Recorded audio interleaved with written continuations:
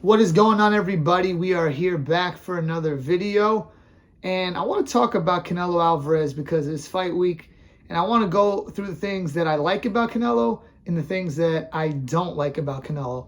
So first, I'll start with the things that I do like about Canelo. First and foremost, what I like about Canelo is that he always fights very good opposition, and he's the money man in boxing. So that's a big deal because he's in control. He can fight whoever he wants to fight. He's the biggest draw in North American boxing, and he constantly fights world champion after world champion after world champion over and over and over again. And that's a big deal. He went from fighting Triple G twice, then he goes and fights, Rocky Fielding. That's like a 168 interim title. Okay, fine. But then he goes in there, another world champion, Danny Jacobs. Then another one, Kovalev. And, I could keep going on and on and on. But he fights legit opposition. Over the last 5 years, he's fought the best opposition of anyone in the sport. I think the only one even close is Usyk. So, big fan of that. I definitely like that a lot.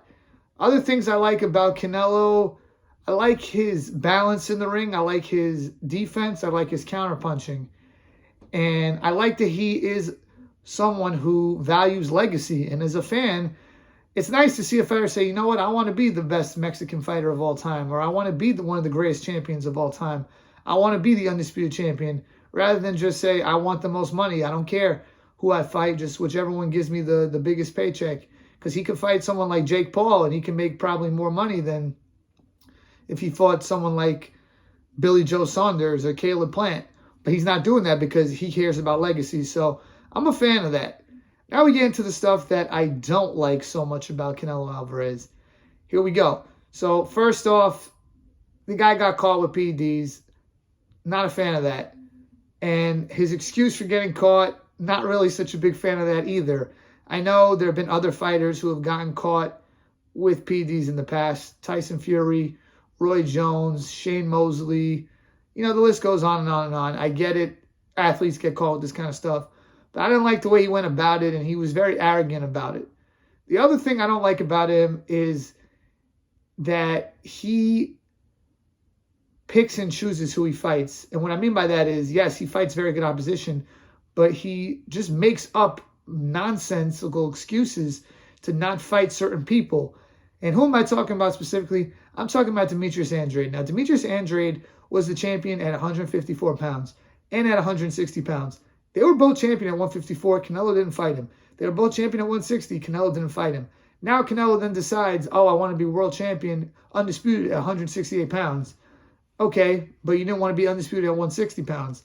And his reason for not fighting Demetrius Andrade, to me, is the biggest nonsense ever when he says, I don't want to fight Demetrius Andrade because Demetrius Andrade, he hasn't fought anybody. Demetrius Andrade, after the Billy Joe Saunders fight, he stormed the press conference and he basically said, you don't fight anybody. You're a world champion, but you didn't fight anybody.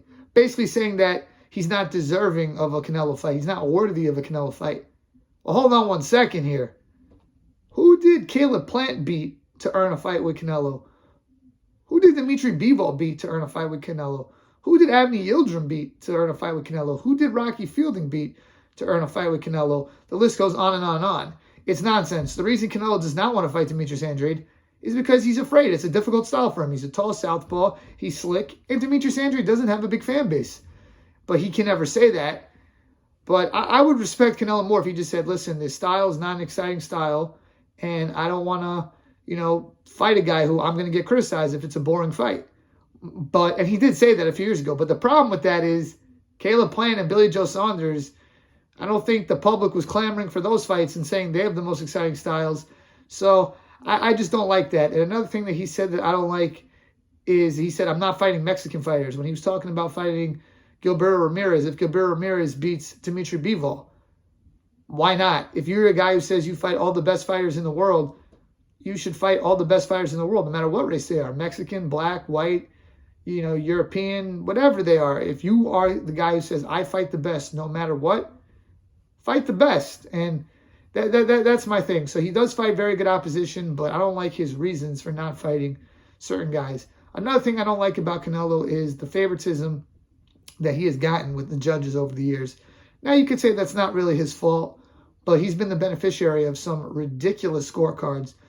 Dating back to the Floyd Mayweather fight where one judge had it a draw, that was ridiculous. And then we go to the Austin Trout fight where one of the judges had Canelo winning the first 8 rounds. That was ridiculous.